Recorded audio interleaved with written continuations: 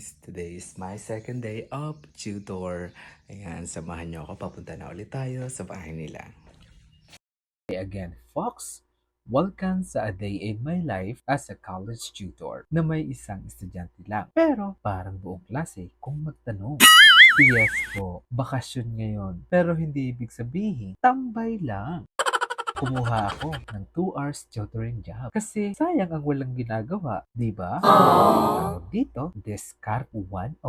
May kita kahit bakasyon. Tara, samahan niyo na ako. Alam mo yun, nakakatuwa. Kahit isa lang ang estudyante ko, parang masaya na buong class. Kasi kada session namin, parang kwentuhan with learning on the side. Pero syempre, kahit madaldal siya, alam mong gusto niya ring matuto at doon ako bilib.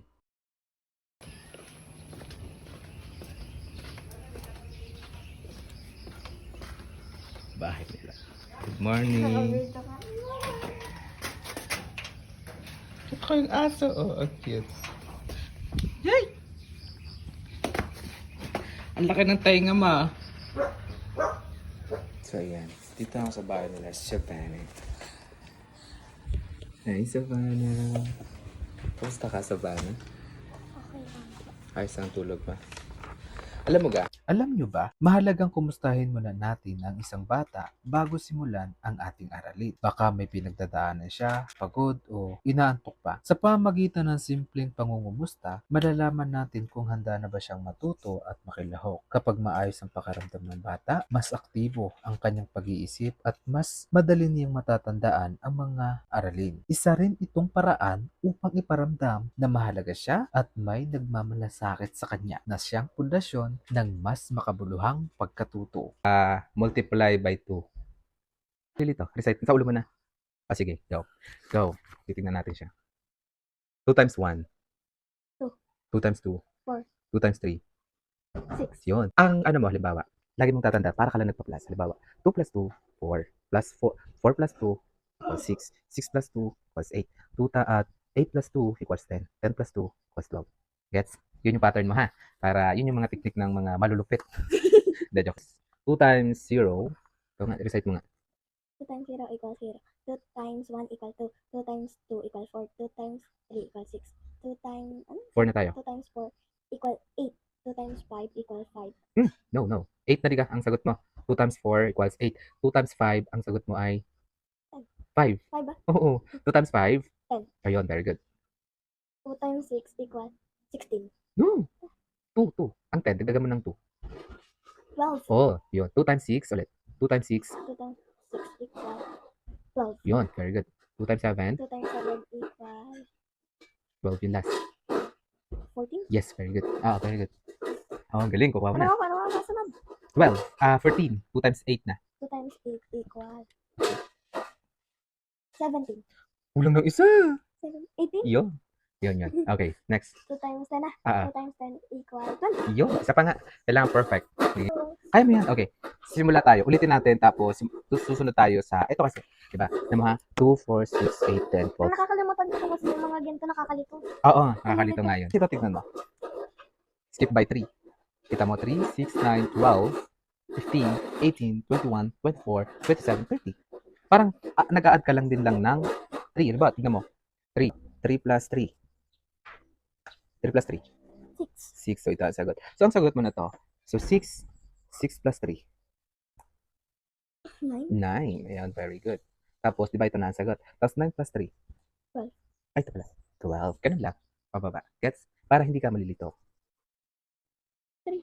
3. Hindi. Tama. Kasi di ko na. Okay, 3 times 0. 3 times 0. 0. Kasi wala siyang multiply. So, 3 times 2. 6. 3 times 3. Tama. Very good. 3 times 3. Yes. 9. Yes, very good. 3 times 4. Ano po yung kanina? 3 times yung 3 times 3. 9. 9. 3 times 4. Tapos tayo sa 9. Take your time. 12. Yes, very good. 3 times 5. 15. Yes, very good. 3 times 6. Oh, galing mo na. Ha? Ay, no, wait lang. Sige. 3 times 6. Take your time. 18. Yes, very good. 3 times 7. Wait lang. Hirap na. Madali na yun. Ano po sagot sa kanina? 18. Yes, 18. 20? Kulang ng isa. 21. Yan, very good. 3 times 9. 3 times 8. 3 times 8. 24? Yes, tama. 3 times 9. 28? Sobra. Ay, dapat lang. Ulit, 3 times 9. 9. 24 ang sagot mo. Wait lang. 27? Yes, very good. 3 times 10. 30. Yeah. Okay. Oh, alam mo na. Ready? 3 times 0 equals 0. 3 times 1 equals 3. 3 times 3? 3 times na ba? Yes. 3 times 2 equals 6. 3 times 3 equal 9. 3 times 4 equal 12. Yes. 3 times, ano? 3 times ano? Hmm. 5. 3 times 5 equal, wait lang, 12. 15. 3 times ano nga ba? 5 tayo. 5. 5. Tapos po sa 5. Yes. 15. Basta yung last ay 5. 3 times 6 equal 18. Very 3 good. times, nakakalito. 3 times 7? Yes. 7 nga po. Yes. 21. Correct. 3 times 8 equals 24. Very 3 good. times 9 equals 27. 3 times 10 equals 30. Wow, very good na. Pero nalilito ka pa sa number na 1, 2, 3, 4, 5. Ano? Isa pa? Or isa pa, tapos 4 na tayo. Kaya? Pero wait lang, isa pa. Isang 2 at isang 3 tapos 4 tayo. Okay. Tutoring isn't just about teaching. Minsan, bonding din to. Kasi habang tinuturuan ko siya mag-multiply, siya naman nagtuturo sa akin kung paano maging mas patient at mas kalmado. Real talk. Ang cute niya mag-pronounce ng mga numbers pero effort pa rin siya to get it right. Record na ulit kami. Sabi niya kasi ano daw. Kaya, hindi nga, bakit? Pag sa akin ay madali kang maka-gets. Hindi kasi pagka ganon, hindi pwedeng siksik lang ng siksik. Hindi pwedeng, dapat maanoan mo to, dapat konting relapse din. So yung bullet tutor ko nung grade 2 para yung time sa ulo ko na. Oo, pinapasa ulo ng ano. Yung Sila Gian sa ulo natin. So, din na tayo. Pagaling na ng bata na. Tutawa ko sa mga sinasabi mo kasi. Pangalawang araw pa lang may comment na kagad siya. Dapat daw ako daw yung tutor niya. Natatawa ka? Ngayon hindi ka stress. Hindi. Wag ako nag-tutor sa'yo. Kasi mas madami ang tawa. Pero tawang nakakatuto, ano? Hindi kasi, hindi pwedeng, halimbawa ako nagtuturo sa'yo, hindi ko pwedeng i-ano sa'yo ng isunod-sunod. Kailangan, ma-process mo yun sa utak mo bago tayo mag-dive in sa iba, bago tayo pumunta. Ganon. Sige na. 2 hours lang ang session namin. Pero puno ng tawa at the same time, natututo. Hindi natin kailangan i-pressure ang bata. Lahat tayo may kanya-kanyang strategy how to teach our student or tutees.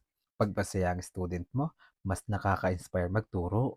Magbabasa para mabilis. Tapos ikaw magsasagot. Anong basa po dito sa M? M talaga siya. M, from the word malnourish. Okay, makinig ka ng mabuti ha. Basahin ko. Si M ay walang ganang kumain. Siya ay payat at matamlay. Siya rin ang pinakamaliit sa kanilang klase. Madalas, tanghali na kung siya ay gumising. Kaya, lagi siyang nagmamadali pagpasok sa klase. Madalas, na hindi rin siya nakakapag-almusal. Malayo at naglalakad lamang siya kapag papasok. Kaya pagod at hinang-hina na siya sa pagdating sa paaralan.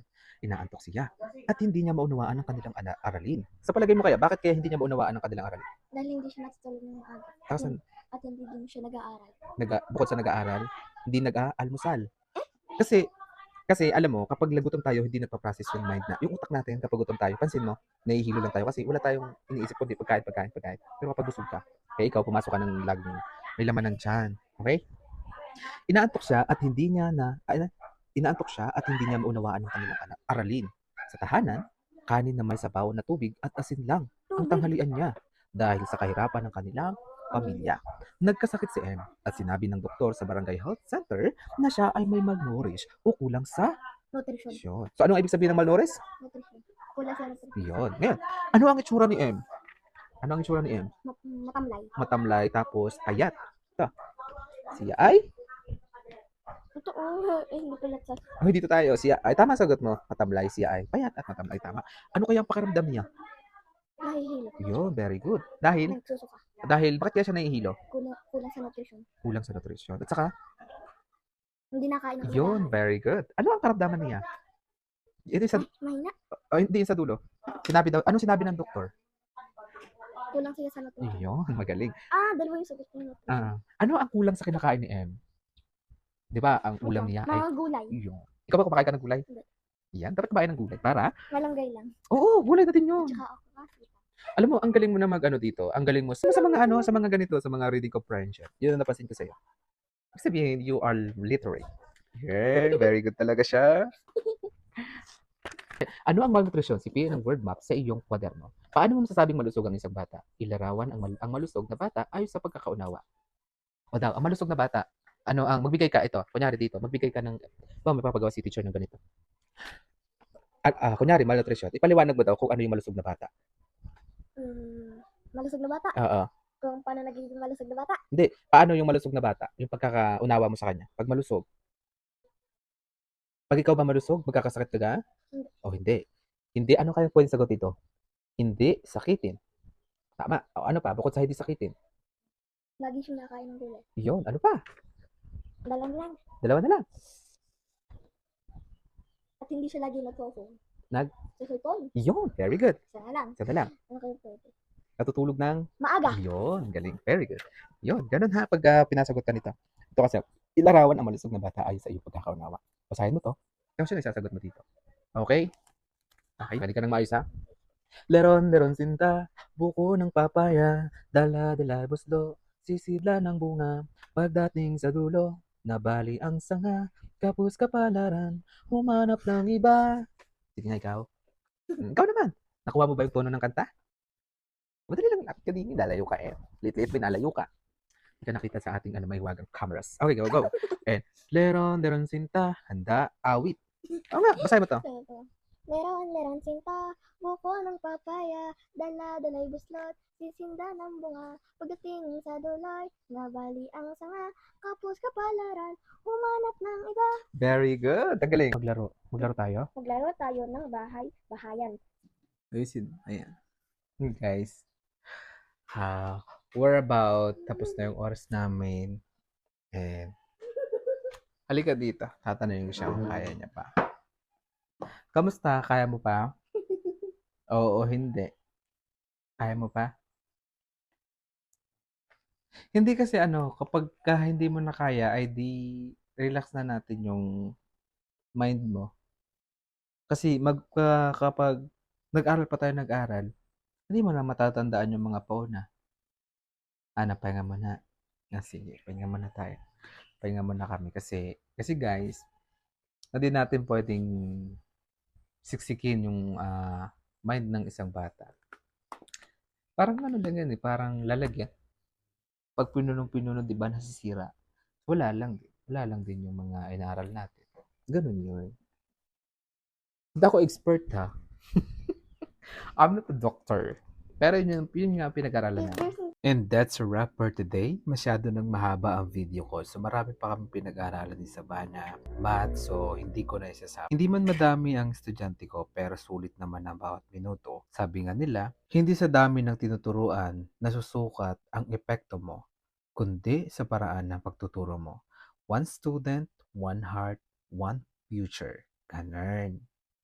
So kung tambay ka ngayong bakasyon at naghahanap ng way kumita kahit konti, try mo rin mag-tutor. Kahit isa lang estudyante mo, basta masaya siya, panalo na. Ako ulit. So this is your vlog, your friendly college tutor on break. Pero never on break sa pangarap. Don't forget to like, comment, and share, lalo na sa mga mahilig magdiskarte. Hanggang sa next session, tutor life pero fun life!